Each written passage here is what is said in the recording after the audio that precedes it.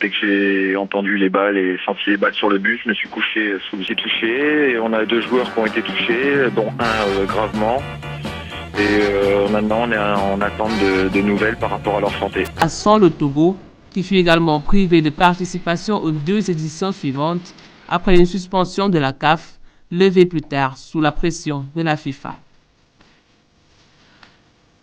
Le 3 février 1996, le Soccer City de Johannesburg vibrait au rythme de la célébration d'une Afrique du Sud récemment réconciliée. Nelson Mandela, vêtu du maillot des Bafana Bafana, galvanisait un pays encore en reconstruction. Le peuple sud-africain, porté par la magie de Madiba, vivait un moment historique. L'Afrique du Sud remportait sa première Coupe d'Afrique des Nations en battant la Tunisie 2-0 en finale. Cette victoire, plus qu'un titre, symbolisait la renaissance d'un peuple. Comme Mandela l'avait dit, le sport a le pouvoir de changer le monde. Ce succès marquait un tournant, comparable à la victoire en Coupe du monde de rugby un an plus tôt, et dire que cette CAN devait être initialement organisée par le Kenya. Le stade d'Olembe à Yaoundé a été le témoin d'un incident tragique avant le match entre le Cameroun et les Comores lors des 8e de finale de la CAN 2022.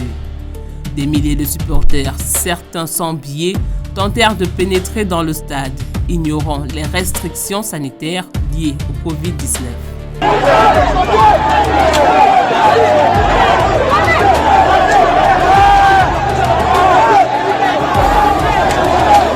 Comme les policiers ont fermé le portail, que personne n'a.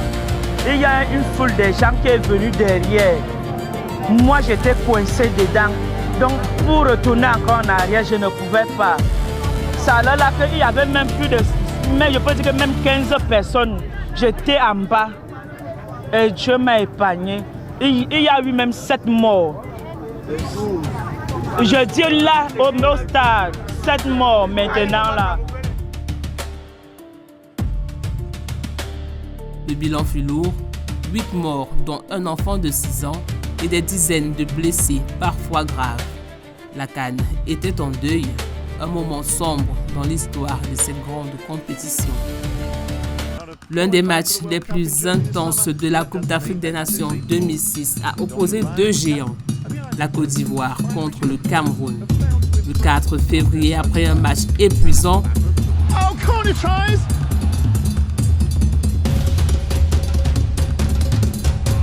It's the Woodward FA, Woodward Bakari corner, it's in, it's there, we got a fish in the net at last.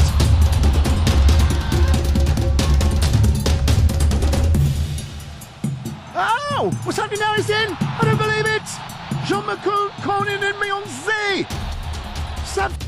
Les 2 équipes se retrouvèrent dans une séance de tirs au but historique.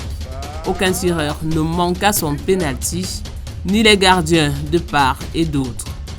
Après 10 tirs réussis, il fallut reprendre les mêmes joueurs pour un ultime round.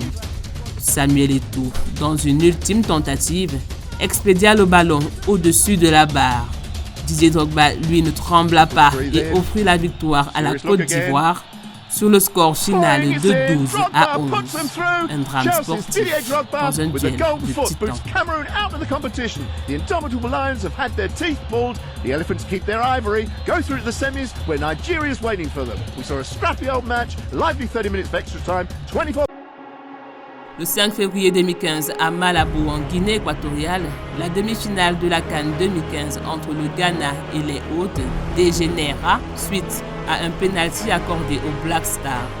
Les tribunes s'enflammèrent, jets de bouteilles, envahissement de la piste et une atmosphère de chaos. Au comble,